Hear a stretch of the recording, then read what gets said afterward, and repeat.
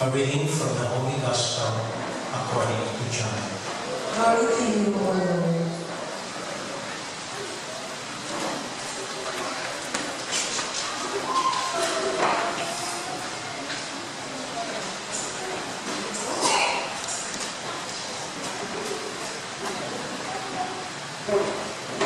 On the evening of that first day of the week, when the doors were locked, where the disciples were for fear of the Jews, Jesus came and stood in their midst and said to them, "Peace be with you." When he had said this, he showed them his hands and his side. The disciples rejoiced when they saw the Lord. Jesus said to them again, "Peace be with you. As the Father has sent me, so I send you." And when he had said this, he breathed on them and said to them, "Receive the Holy Spirit. Whose sins you forgive are forgiven them, and whose sins you retain are retained." And dear friends, the good news of our salvation. Praise to you, Lord Jesus Christ. Magandang araw po sa inyong lahat. Pinagdiriwang po natin ngayon na maging po kanina ang kapistahan ng Espiritu Santo or Pentecost Sunday. After the resurrection of our Lord Jesus, 40 days po bago siya umakyat sa langit. Kaya siguro may 40 days ang ating mga yumaon. Ito paniniwala natin, 40 days bago umuwi sa langit ng Panginoon. And then another 10 days or 50 days after the resurrection, dumating ang Espiritu Santo sa mga alagad. Kaya importante din po siguro sa atin ang 50th anniversary. Para sa mga Hudyo, ang 50th day, ito po ay ang araw ng pag-aalay ng unang bunga ng mga tinanim nila. So the first fruit of their harvest goes to the Lord. Kaya nandito nakatapat ang kapistahan ng Espiritu Santo dahil sa unang bunga ng muling pagkabuhay ng ating Panginoon ay ang pagsilang ng ating pananampalataya at ng ating simbahan. Dahil ang araw din po ito ay kinikilalang birthday anniversary ng simbahan. Dahil sa araw ito, nagkaroon ng lakas ng loob ang mga alagad upang bumayo at pangarap ang mabuting balita ng ating Panginoon. Araw na dumating sa kanila ang Espiritu Santo ipinangako ng Panginoon. Now, to talk of the Holy Spirit, to talk of God, madali po. We just look at creation, we just look at nature, at kahit buong araw, pwede po natin pag-usapan na hindi sa Diyos. To talk about Jesus, our Lord, again, kahit isang libro, isang buwan, isang taon, kahit po, sa dami ng kwento, nung nabuhay dito sa lupa, ang Panginoon pinagtao. But to talk of the Holy Spirit, medyo malabo po. Dahil Spirito nga, di natin alam. There's a breath. So how do we imagine? How do we live? How do we experience the Holy Spirit? At tulad po ng ibang pamilay na ibinabahagi ko sa inyo, titignan natin ang kapistahan ito ayon sa ating mga ordinaryong karanasan. Ang ating pong Ebanghelyo, mula kay John chapter 20, 19-23, feeling ko po nang binalikan ng Panginoon ng kanyang mga alagad, ito ay para magpaalam na sa kanila. Peace I leave with you. Iniiwan ko sa inyo ang aking kapayapaan. Dahil iniiwan na niya ang kanyang mga alagad. So he was saying his goodbye. Because saying a few days after that, he would go back to his Father in heaven. So parang muling paalam ng Panginoon sa kanyang mga alagad. So I would want us to reflect on this. About saying our goodbyes. Alam po niyo, bahagi na ng buhay natin ang nagpapaalam. Nung namatay ang ating mga magulang na yumao, tayo po ay nagpaalam sa kanila sa kanilang buhay. Nung nag-graduate tayo nagpaalam sa ating mga kaklase. Kapag nalilipat tayo ng trabaho,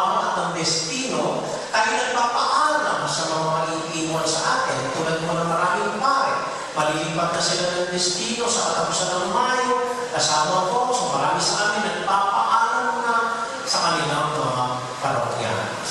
At kahit po ang ating Panginoon dumaan sa maraming pagpapaalam.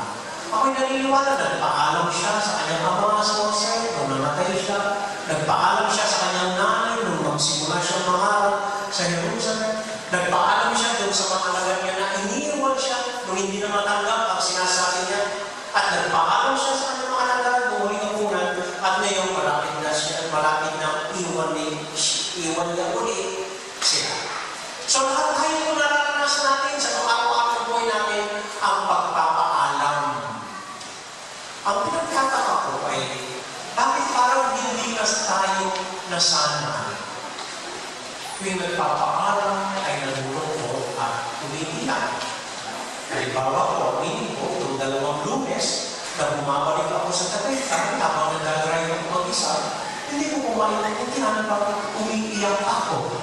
Eh, dati naman ako, isang taon na may ako, papalik-balik sa Tagaytay, kumakanta ako, masaya pa ako. Pero ito, last 2 Mondays, I was a big white driving, suddenly, I'm crying.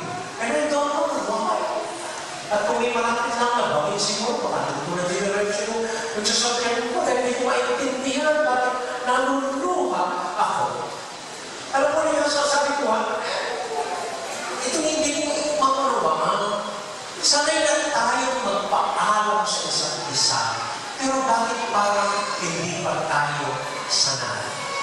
Lalo kayo po, parang ng St. Jude, 20 years na po kayo, nakalabing 2 pari na kayo.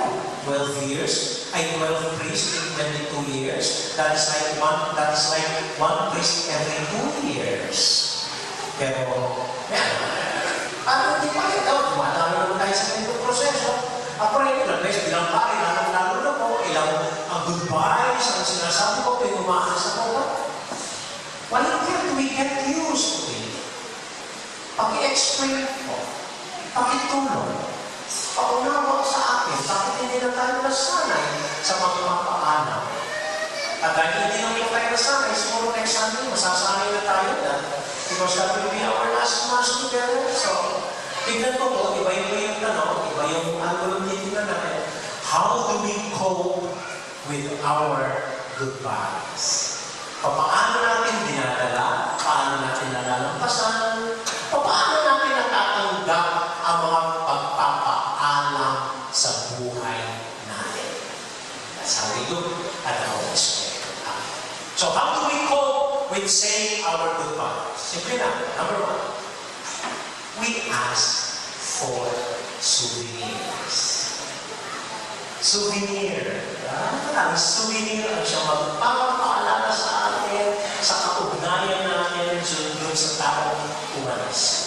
Nung namatay ko ang yumao kong tatay, yung auntie ko, hiningi niya yung tungkod niya. Sabi niya, akin itong tungkod ng tatay ninyong souvenir ko para pinuman lahat ako naaalala siya. Yung kuya ko kung kinuha niya kami yung sandalias ng tatay ko, akin ito sabi niya. Para tuwing inaapatan ko naaalala ko si tatay.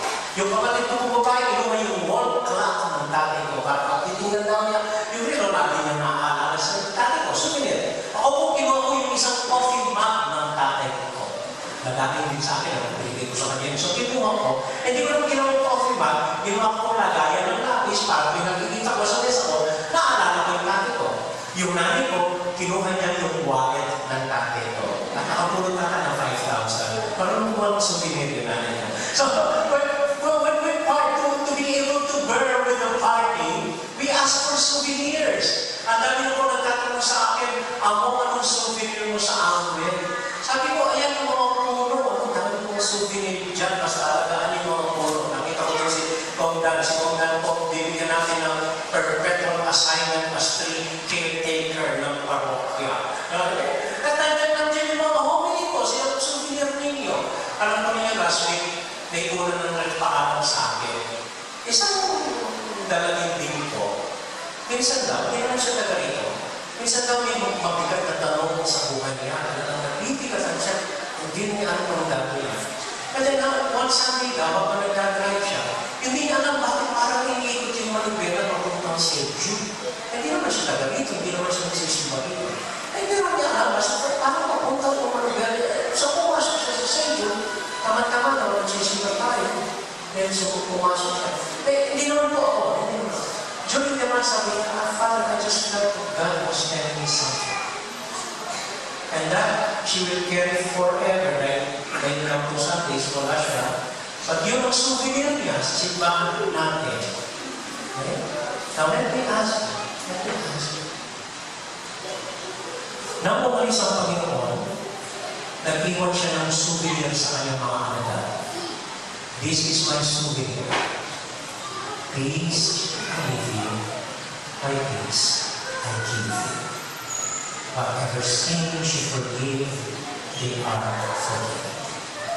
Let me ask you, ano ang masasabi niyong souvenir niyo na galing sa Panginoon na nakikita ninyo sa buhay niyo ngayon? We say goodbye to the Lord. After Mass, we say goodbye. When we work, we say goodbye to Him. Every night, we say goodbye to the Lord. So in our goodbyes to the Lord, in our daily living, what can you say is your souvenir mula sa Panginoon na nakuha niyo sa Kanya?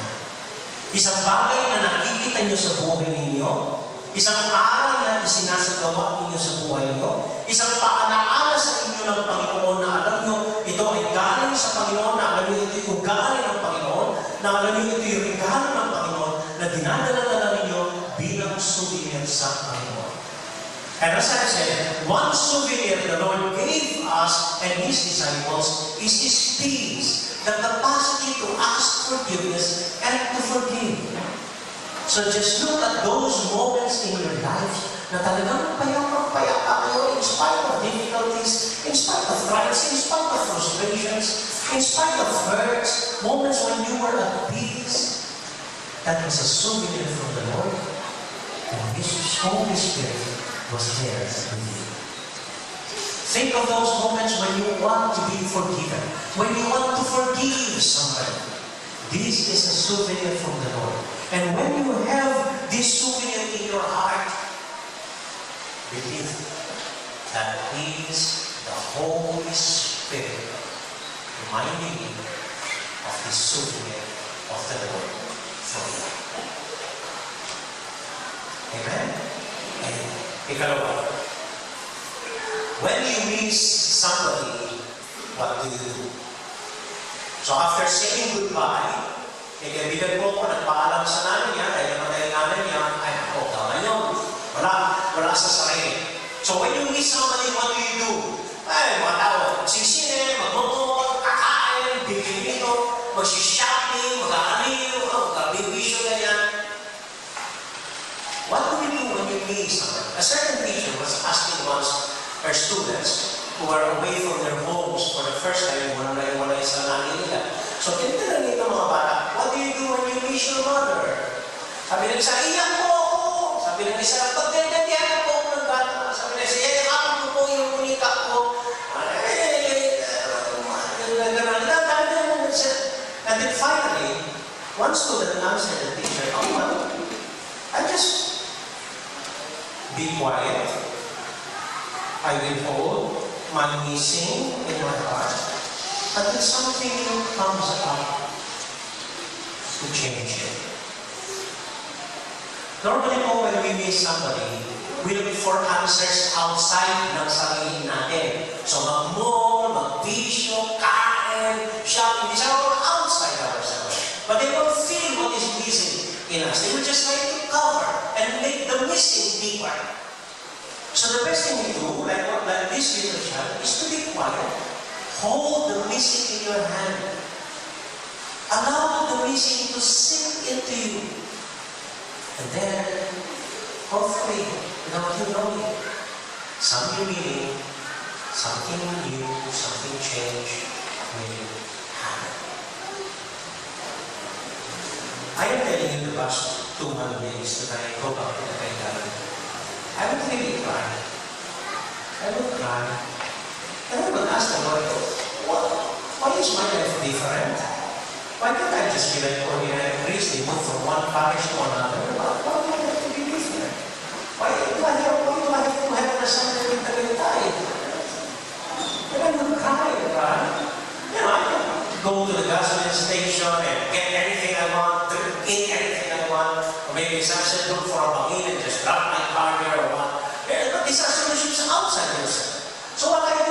even wipe the tear. I will continue driving. Let the tears fall. Just feel the pain and the loneliness of the missing. And after a while, your emotions come out to change you.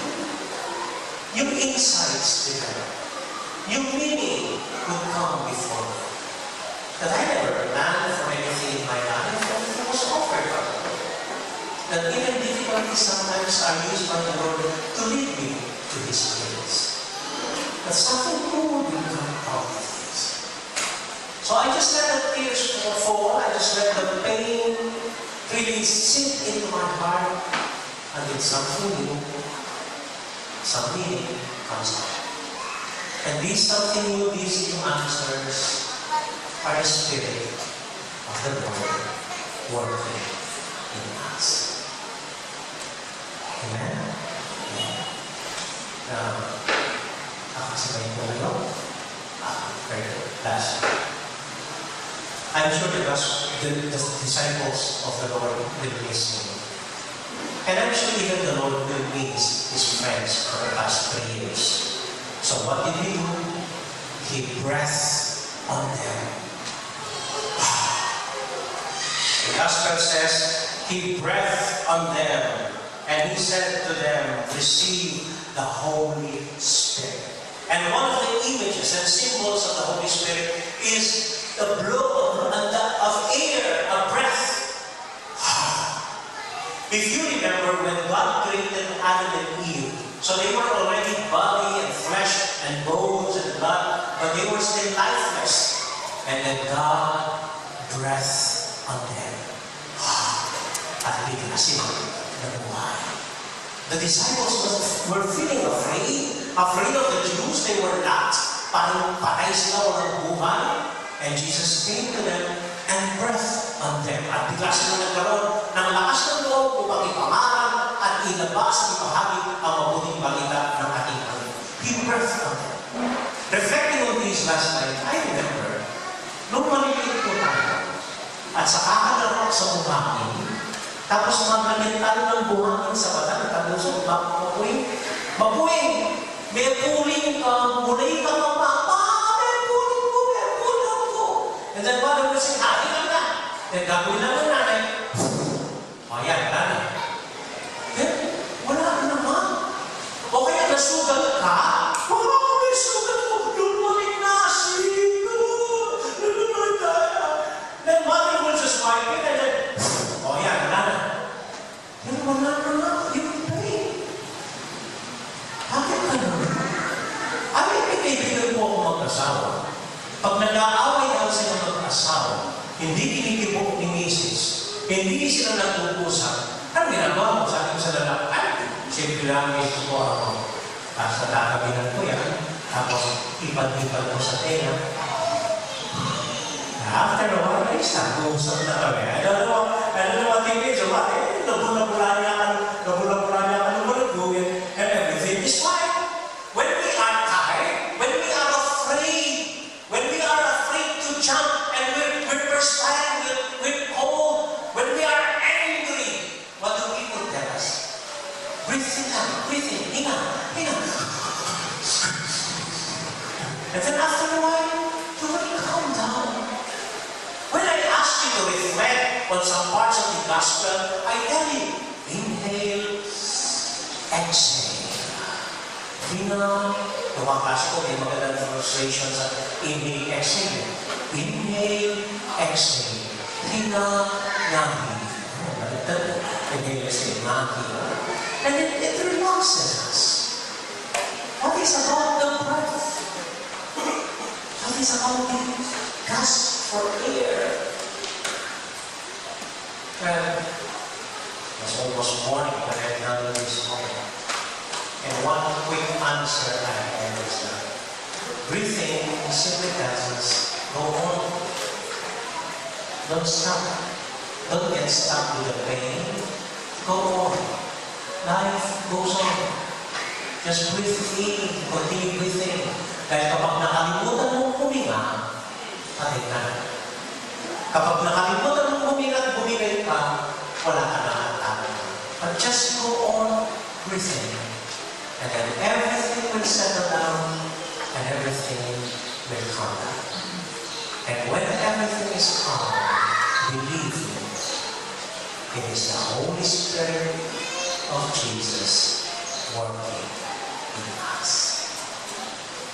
Amen? We need to have a picture of the Holy Spirit. God is a poor picture of the Holy Spirit. But I hope those experiences that I share with you could identify some experiences in us where we were able to get over things, and it is because of the Spirit of Jesus. Amen? One last story. Last week po, kasama ko yung staff ng kapatid na pare. Nakasamahan ko kung nagtatrabaho sa Galitan. We had our mid-year planning and evaluation. Kaya meron kong pamangkin yung kasamahan namin madre doon na meron siyang resort sa Anilao. So, in-invite ko kami na for a change, doon daw kami mag-planning at mag-evaluation. So, we were there for 4 days. Ako po, taong dagat. Purwani ako ng tao, pero taong dagat. Paghilig ako sa dagat. Mula nung pumunta po ako sa Tagaytay, nandito ng isang taon ako hindi nakakapaglaw at nagdagay sa dagat. So pagdating po namin sa Anilao, pangit ko yung beach, walang beach sa Anilao. It's a snorkeling, a diverse paradise for snorkeling and for diving. So pagdating po namin sa Anilao, kung di pa ba nakakapag-impake yung kasamahan ko, naka-swimming trunks na ako, naka-beach at naka-snorkel, nag-dive na ako sa mga coral, sa mga isda, at ganda, kahit ito, ganda ng mga isda. And the next day, abang nag-evaluation ko, nandito tayo, swimming, hindi po nila papigil, nag-dive na naman ako dun sa malalim na dagat sa mga coral, sa mga isda. And then the third day, during the snorkeling, during the evaluation, during the snorkeling, and diving, nag-dive na naman ako, nababasa rin sa community kami. Anyway, on the last day ko, hindi ko pauwi na lang tayo. Nag-dive ko yun. Para magpapaalam doon sa mga isda, sa mga kaganda po ng isda, mga brown fish, angel fish, nandun lahat, parrot fish, nakakita pa ako ng seahorse, and then mga corals, iba't ibang kulay, parang luminous, bright blue, bright yellow, may hard corals, may soft colors, nag-isway sa dagat ng dalawa, and nagpapaalam na sana pagdaganda ng feeling ko, may bigla ako nakita ng pangit na isda. Pero meron din palang pangit na isda. At pagpapangit po, kay tanda ako sa nila, at nekarukat. At nekatsura ng isda. Yung hindi naman magaling, at ako hindi naman magaling, piligmata. Yung walang piligmata, mga buralyo, kapal, hindi tamaron na makatulong yan yung piligmata naman. Talaki na, tapos hindi siya flat na color, square siya. Square. Tapos yung color niya, hindi bright yellow, hindi luminous blue, hindi plain black and brown and spot, parang mga, hindi naman siya rockfish eh. Basta nakakapangit. Tapos mag-isa po siya. Usually yung mga isda na nakikita ko by pairs. Lagi sila, or by school, or by... Itong isda dito parang nag-isda ko, pangit. So, parang lang ako lang ng pero sinundan ko lang ko. After a while, hindi ko na nakita. Ako yung sa mas malalim, 15 feet po. And then after that, reflecting on that experience, sabi ko, isa lang yung pangit na isda na nakita. Sa dami-dami, maraming magagandang nakaka-inspire na isda at corals. Isa lang yung pangit na isda. Alam mo niyo kung sa buhay din natin kung minsan ganyan. Kung hindi lang yung mga pangit na karanasan, masaklap na karanasan, mapait na karanasan, hindi matanggap na magtanggap na karanasan, kasi po, lang ito. At mas maraming mas magandang biyaya at magagandang karanasan natin sa buhay. Tulad po ng pagpapaalam, isang pangit na isda lamang ito. Sa 3 taong na panahon na magaganda at mabubuhay I swim from here? Siguro I will not think and focus on that one pangit na isda. I will remember the many beautiful fish and corals that I have experienced with you. And that is one way of coping with the past. Amen. Bye.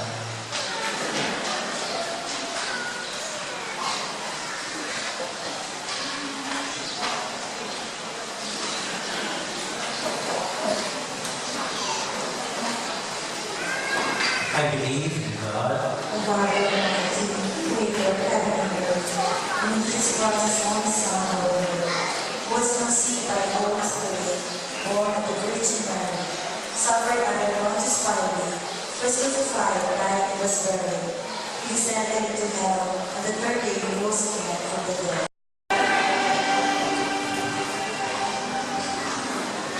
Iuna-una po yung mga importanteng announcement namin.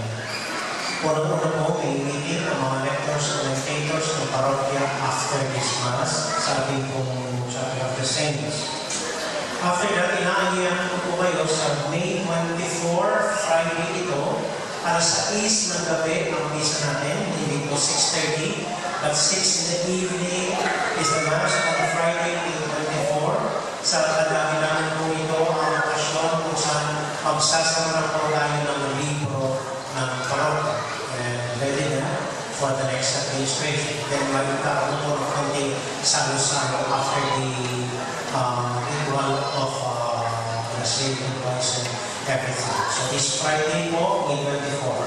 And then I'm inviting you May 28, Tuesday, again 6 o'clock in the evening, hindi po 6:30 in the evening, ang Mass at installation ng ating bagong parish priest, si Father David, and it so happens it's also his birthday. So May 28 po ito, Tuesday, at 6 o'clock in the evening, dito po sa ating chapel. And then, ang meron po tayong Vigilia de Espigas, May 25, Saturday, magsisimula po ng alas 4 ng hapon. Yung gusto ko sumama sa ating LDC at honoraries para sa liturgia ito, May 25, Saturday at 4 in the afternoon. And then, maraming salamat po sa ating mga Sunday school children, sa mga ari nila. I kept on asking yung mga katistista kanina kung hindi kahan ng bata ito, hindi ko So, thank you very much po sa mga parokyanos po natin mga bata. Thank you very much. So, yun na po, isang linggo po tayo magsama-sama and see you again next Sunday and before we turn over Sunday. And I'll give you the assignment na. Simple lang po ang assignment. Alam mo po sa buhay natin kung minsan may mga tao pag hindi pa tayo nagpapaalam. O kaya kahit wala na sila, medyo nagdala pa natin, nandito pa rin sa kalooban natin, yung mga nagdamit, ano man ang resolve issues sa puso natin. So ito po ang assignment natin is wait. One night, say goodbye finally to that one person, wala na siya, say your goodbyes again to him. I do it this way. I'll teach you one way of saying goodbye. You have a paper and a pen ready. With your right hand, if you are right-handed, say all the things you wish to say to that person. Halimbawa ko sa iyong mga tatay, may siguro may maliit pa akong issue sa kanya, bakit hindi siya lumama, bakit bumigay siya agad, kung 70 years old na, at ano. So write everything with your right hand and with your right hand, your goodbyes and all the things you want to say to your department or whoever na kahit buhay mo siya na wala na siya sa buhay niyo. And then after that, you shift pens. With your left hand, write what that other person may wish to tell you. You'll be surprised at what that is. Babalik niyo?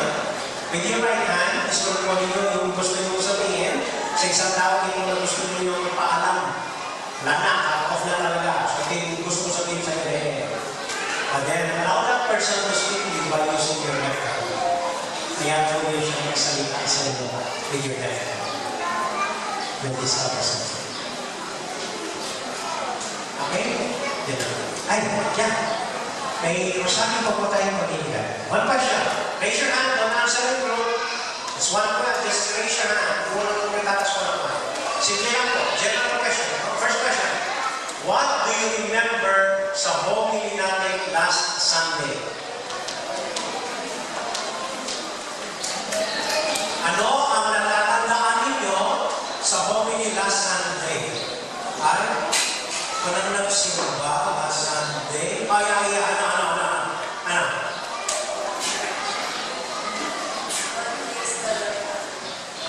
Yeah, very good. Sabi mo. So in the last analysis, what makes the Lord our Lord and our Savior? Now, second question. After everything has been stripped from us, na wala na lahat ang borlolo, mga sabit-sabit at mga dekorasyon sa buhay natin, ano ang natitira naman? Na? Ano? Yes. Teka. Ano ang natitira? Ano? Now, mahal tayo ng Diyos. Very good. And the last question, what was the assignment last Sunday?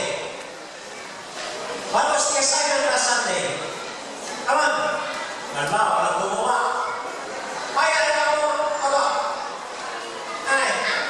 Ano ba yung assignment last Sunday?